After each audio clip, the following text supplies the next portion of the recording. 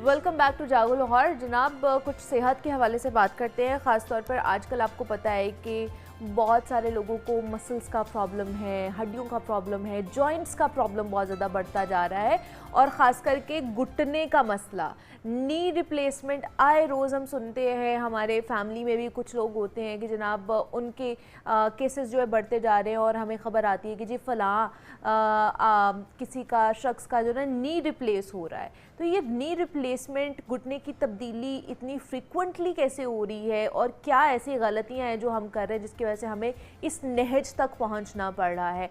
इस पर बात करेंगे मज़ीद जॉइंट्स के हवाले से कि उनमें क्या क्या प्रॉब्लम्स हो सकती हैं, किस तरह हम उनको कर्टेल कर सकते हैं, प्रिकॉशनरी मेजर्स हमें किस तरह के लेने चाहिए। इस पर बात करने के लिए प्रोफेसर डॉक्टर तहसीन रियाज साहब हमें आज उन्होंने ज्वाइन किया है, जो कि ऑर्थोपेडिक सर्जन है। डॉक्टर साहब, आपको वेलकम कहते हैं जागो लाहौर में। कैसे हैं आप? ठीक है जी, बिल्कुल।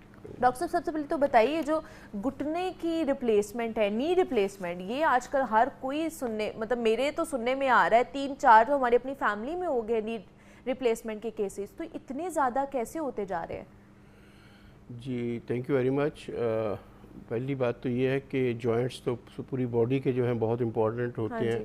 हर जॉइंट की अपनी एक सिग्निफिकेंस है और इम्पोर्टेंस है और रोल है बॉडी के अंदर, लेकिन इसमें सबसे ज़्यादा इम्पॉर्टेंट रोल जो है वो नी जॉइंट का है। उसकी वजह ये है कि नी जॉइंट ऐसा जॉइंट है जो आपकी पूरी बॉडी का वेट उठाता है और वेट उठा के चलता है, ठीक है। इसलिए क्योंकि ये वेट बेयरिंग जॉइंट है तो इसमें वियर टियर और डैमेज भी जो है ना टाइम के साथ साथ बाकी जॉइंट्स की निस्बत ज़्यादा होता है, ठीक है। और आजकल जैसे आपने पॉइंट आउट भी किया है, हमारा लाइफस्टाइल भी ऐसा हो गया है कि जिसकी वजह से ये डैमेज जो है ना थोड़ा अर्ली होना शुरू हो गया है और ज़्यादा स्पीड के साथ हो रहा है। वो डैमेज जो 70-80 साल की एज में होना चाहिए वो 40-50 साल की एज में आजकल लोगों को हो रहा है। और उसकी मेन वजह ये है कि लोगों का लाइफस्टाइल चेंज हो गया।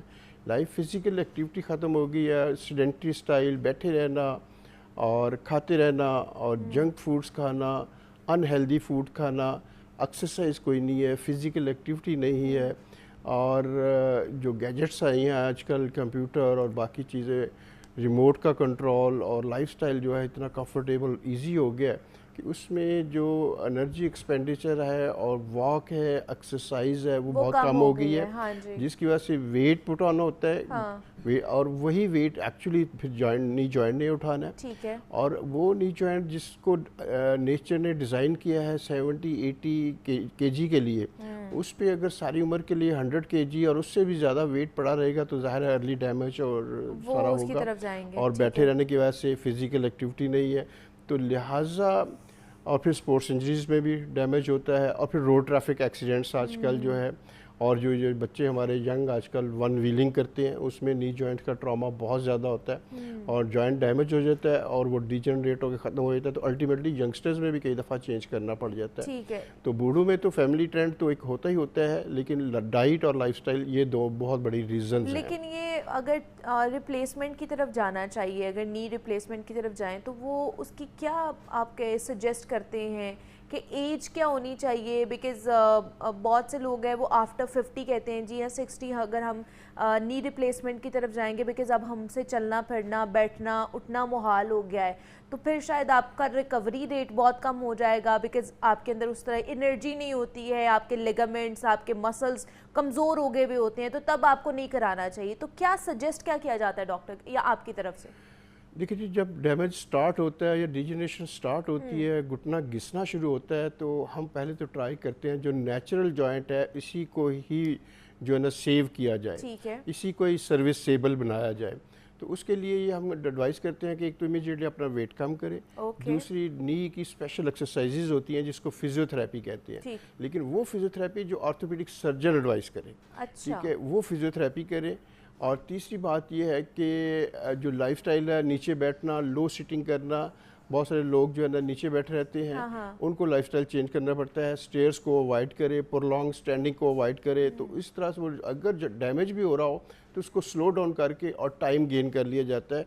और कई दफ़ा लाइफ टाइम ज़रूरत नहीं पड़ती नी रिप्लेसमेंट करने की, लेकिन जो लोग ये एहतियातें नहीं करते अल्टीमेटली वो एंड स्टेज पे पहुंच जाते हैं। एंड स्टेज हम उस वक्त कहते हैं जब पेशेंट कहता है कि मुझे इतनी दर्द हो रही है कि अब मेरा चलना फिरना मुश्किल हो रहा है, میرے گھر کے کام کرنے مجھے مشکل ہو رہا ہے, مجھے کمیونٹی میں نکلنا مشکل ہو رہا ہے, اور مجھے درد کے لیے روزانہ پین کلر لینے پڑ رہے ہیں, ٹھیک ہے, اور میں تھوڑا سا بھی چلتا ہوں تو ایگزاسٹ ہو جاتا ہوں, واک نہیں کر پاتا ہوں, تو پھر ہم کہتے ہیں کہ اب یہ جوائنٹ سروسیبل نہیں رہا ہے, اور اب یہ سٹیج آ گئی ہے کہ اس جوائنٹ کو, نیچرل جوائنٹ کو جو ہے وہ ریپلیس کر دیا جائے, سو دیٹ کہ وہ اب دوبارہ ایکٹیو لائف جو ہے. ڈاکٹر صاحب اگر ریپلیسمنٹ کے لیے آتے ہیں آپ لوگوں کے پاس تو اس سے پہلے کی کیا احتیاط ہوتی ہے, اور اس کے بعد کی اگر ریپلیسمنٹ ہو گئی ہے نی کی تو اس کے بعد کی بھی کیا احتیاط ہوتی ہے؟ جی ایگزیکٹلی, آپ نے صحیح کویشچن پوچھا, اور پیشنٹ کا زیادہ تر یہ کویشچن یہی جو آپ نے کیا اس سے ریلیٹڈ ہوتا ہے کہ جی میں جوائنٹ چینج کروانے کا مجھے کیا فائدہ ہوگا,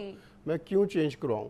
تو پھر ہم اس کو بتاتے ہیں کہ یہ جو آپ پین کلر لے رہے ہیں ڈیلی بیسس پہ, ایک تو یہ درد بھی آپ کی ٹھیک نہیں کر رہے, چلنا پھرنا بھی ٹھیک نہیں کر رہے, دوسرا یہ ان کے سائیڈ افیکٹس ہوتے ہیں. پین کلر جو ہوتے ہیں وہ تو ہفتہ 2 ہفتے کے لیے تو ٹھیک ہوتے ہیں, لائف ٹائم تو آپ لے نہیں سکتے. اگر اس سے زیادہ ٹائم پہ 2-3 ہفتے سے زیادہ لیں گے تو ان کا سائیڈ افیکٹ کیا ہوتا ہے کہ گردے خراب ہو جاتے ہیں, جگر خراب ہو جاتا ہے, معدہ خراب ہو جاتا ہے. پہلے تو باڈی کا ایک ہی آرگن گھٹنا خراب ہوتا ہے, اب پین کلر لینے کی وجہ سے باڈی کے باقی آرگن, ہارٹ, کڈنی, لیور, وہ بھی ڈیمیج ہونا شروع ہو جاتے ہیں. تو الٹیمیٹلی باڈی وہ کرپل ہو جاتی ہے اور ٹوٹلی انفٹ ہو جاتی ہے. تو ہم کہتے ہیں کہ یہ پین کلرز کو اوائڈ کرنے کے لیے, ان کے سائیڈ افیکٹس کو اوائڈ کرنے کے لیے فوری طور پہ آپ جوائنٹ جو ہے نا وہ چینج کرائیں, سو دیٹ کہ ان کے سائیڈ افیکٹس آپ بچ سکیں اور ایکٹیو لائف میں دوبارہ واپس آئیں. کالر نے ہمیں جوائن کیا ہے اشفاق صاحب نے. السلام علیکم اشفاق صاحب, کیا سوال ہے آپ کا؟ یہ میرا سوال یہ ہے کہ میری عمر ہے 40+ ہے. ٹھیک ہے. تو میرے گھٹنوں سے نا آوازیں آتی کڑک کڑک کی, اس کی وجہ کیا ہے اور اس کا علاج کیا ہے, پلیز یہ بتا دیں گے. ٹھیک ہے جی, بہت شکریہ اشفاق صاحب. ان کی عمر ہے 40+, 40+ ہے, اور کہہ رہے ہیں جی میرے گھٹنوں سے آوازیں آتی ہیں, تو اس کا کیا علاج ہے اور کیا احتیاط کر سکتے ہیں؟ دیکھیں جی, آوازیں آنے کی ایک ہی وجہ ہوتی ہے کہ جب لیگز کے جو ٹانگوں کے مسل ہیں وہ ویک ہو جاتے ہیں. وہ لوگ جو ریگولر واک نہیں کرتے, ریگولر ٹانگوں کی ایکسرسائز نہیں کرتے, ان کے مسل لوز ہو جاتے ہیں, لیکس ہو جاتے ہیں, ویک ہو جاتے ہیں. جب وہ ویک ہو جاتے ہیں تو الٹیمیٹلی جوائنٹ بھی لوز ہو جاتا ہے. جب جوائنٹ لوز ہوتا ہے تو اٹھتے بیٹھتے جیسے کسی بھی مشینری سے لوز ہو جائے کوئی پرزہ تو آوازیں آنی شروع ہو جاتی ہیں. تو ایگزیکٹلی یہ بھی ایک باڈی کا پرزہ ہے, جب یہ لوز ہوتا ہے تو اس میں آوازیں آنی شروع ہو جاتی ہیں. تو یہ اللہ تعالیٰ کی طرف سے ایک الارم ہوتا ہے کہ آپ کے مسلز لیگز کے جو ویک ہو رہے ہیں ان کو ایکسرسائز کر کے, واک کر کے اسٹرانگ کریں, تاکہ آپ کا مسل جو جوائنٹ جو لوز ہو گیا وہ دوبارہ ٹائٹ ہو جائے اور وہ ڈیمیج سے بچ جائے. ٹھیک ہے, تو مطلب آپ جو ہے نا وہ ایکسرسائز کرنا شروع کر دیں, واک کرنا شروع کر دیں, تاکہ آپ کے جو جوائنٹ سے لوز ہو رہے ہیں وہ ٹھیک ہو جائے, مضبوط ہو جائے. اور گھٹنے کی پرٹیکولر ایکسرسائز ہوتی ہیں وہ آرتھوپیڈک سرجن سے یہ ٹریننگ لیں, اور اس ٹریننگ کے اکارڈنگلی دن میں 2-3 بار ضرور ایکسرسائز کیا کریں. ٹھیک ہے. اچھا ڈاکٹر صاحب, میں نے ایسے کیسز بھی دیکھے جن کا ایک نی ریپلیس ہوتا ہے تو ان کا دوسرا بھی خراب ہو جاتا ہے, تو جن کے ایک صحیح ہے اور دوسرا جو ہے خراب ہے, تو اس کے لیے کیا کرنا چاہیے انہیں؟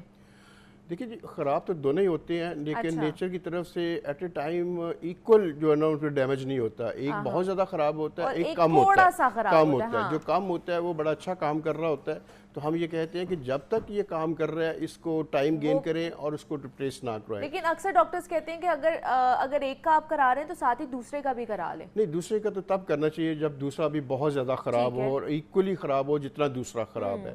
اگر اتنا خراب نہیں ہے تو پھر اس کو ٹائم دینا چاہیے, وہ ٹائم گین کرنا چاہیے. جتنا نیچرل جوائنٹ جو ہے نا وہ سروس پرووائڈ کر رہا ہے اتنے ٹائم تک کرتے جائیں. لیکن جو زیادہ ڈیمیج ہو گیا ہوا ہے اس کو چینج کر دیں. اور دوسری چیز ہوتی ہے, جو زیادہ ڈیمیج ہوا ہوا چینج جب کر دیتے ہیں تو دوسرا گھٹنا اور کمفرٹیبل ہو جاتا ہے, کیونکہ آپ دونوں گھٹنے پھر اپنا کام کرنا شروع کر دیتے ہیں. دوسرے جو گھٹنا تھوڑا سا خراب ہوتا ضرور ہے, لیکن اس کی لائف ایک گھٹنا چینج کرنے کی وجہ سے بڑھ جاتی ہے. تو اس لیے آپ کو ریپلیسمنٹ کی طرف تب جانا چاہیے جب آپ کو ڈاکٹر کا ہے, خود سے نہیں آپ نے کرنا کہ ڈاکٹر سے جا کے آپ مشورہ کرنے کے بغیر ہی آپ کہہ لیں کہ ہماری نی جو ریپلیسمنٹ کرنا شروع کر دیں. جی ایگزیکٹلی. ٹھیک ہے جی, ہمارے ساتھ پروفیسر ڈاکٹر کچھ کہنا چاہ رہے ہیں ڈاکٹر صاحب؟ جی, دوسرا میں یہ بتانا چاہ رہا تھا کہ آج کل ہماری سوسائٹی میں یہ متس ہیں, بڑی مس انڈرسٹینڈنگ ہے کہ جی مصنوعی جوائنٹ ہے اس کو چینج نہیں کرانا چاہیے, اس سے پرابلم ہو جاتا ہے. سوسائٹی میں ادھر ادھر بات ہو رہی ہوتی ہے, لیکن میں سارے آپ کے ریفرنس سے پورے جو آپ کے ویورز ہیں ان کو بتانا چاہتا ہوں کہ آج کل اتنی لیٹسٹ ٹیکنالوجی ہے, اتنے لیٹسٹ جوائنٹ آئے ہوئے ہیں اور اتنی اسکل اور ایکسپرٹیز اویلیبل ہے کہ اب جوائنٹس کے جن لوگوں نے آج کل جوائنٹ چینج کروا رہے ہیں ان سے پوچھیں کہ بہت اچھے ریزلٹس ہیں اس کے، بہت اچھے رزلٹ ہیں. میں ڈیلی بیسس پہ نی جوائنٹ ریپلیس کرتا ہوں ڈیلی بیسس پہ، اور پھر میرے پاس پیشنٹ چینج کروانے کے بعد آتے ہیں، ہمارے پاس فیڈ بیک ہوتا ہے، اور پھر جو نئے پیشنٹس آتے ہیں ان کے ساتھ ہم ان کی میٹنگ کراتے ہیں کہ آپ ان سے پوچھیں کتنا اچھا رہا ہے اور آپ کا بھی ایکسپیرینس اس لیے جو جن لوگوں کے جوائنٹس خراب ہیں وہ اس کا ویٹ نہ کریں، وہ جوائنٹ چینج کرائیں، اور الحمدللہ دوبارہ ایکٹیو لائف ان کی، ایک سیکنڈ لائف ان کی سٹارٹ ہو جاتی ہے. ڈاکٹر صاحب وقت کی شارٹیج تھی ورنہ ہم اس چیز کو اور بھی زیادہ آگے لے کر چلتے، لیکن ہمارے ساتھ پروفیسر ڈاکٹر تحسین ریاض صاحب موجود ہیں، آرتھوپیڈک سرجن ہے. ڈاکٹر صاحب بہت شکریہ آپ کے وقت کا کہ آپ آئے اور اس کے اوپر بات کی ہے. مجھے اجازت دیجیے، اپنا خیال رکھیے گا. اللہ حافظ. Thank you.